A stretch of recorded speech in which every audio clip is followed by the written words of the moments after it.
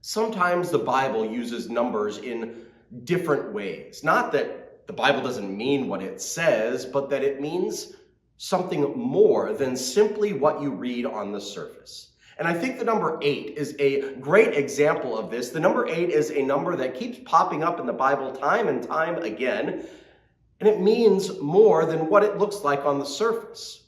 In creation, of course, we have the 7 literal 24-hour days of creation, and on the 8th day, the next day, it begins the first day of a new week, a new thing, something new on the day of the number 8. If it were just that, I could leave it alone, but it's not.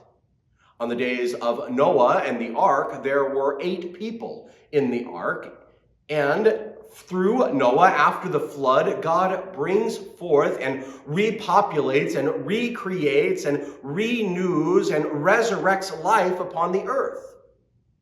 Even St. Peter tells us about this in his first epistle.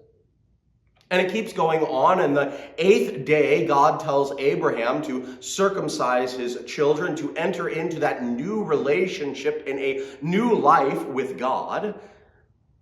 On the Transfiguration of Jesus, St. Luke tells us that it is after 8 days that Jesus goes up onto that mountain to be transfigured and to be made new, something different in glory. And of course, on the 8th day, Jesus rises from the dead.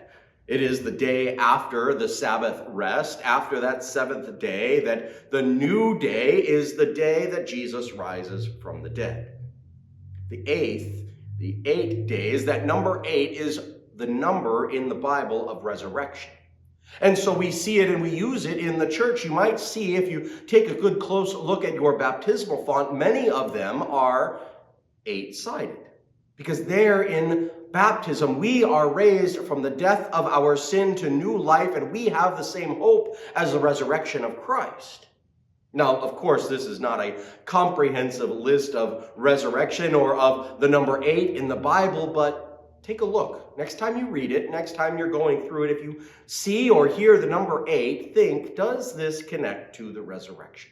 Does it connect to the hope that we have of resurrection, the comfort that we have that we too shall be raised from the dead, just as Christ is raised? Amen.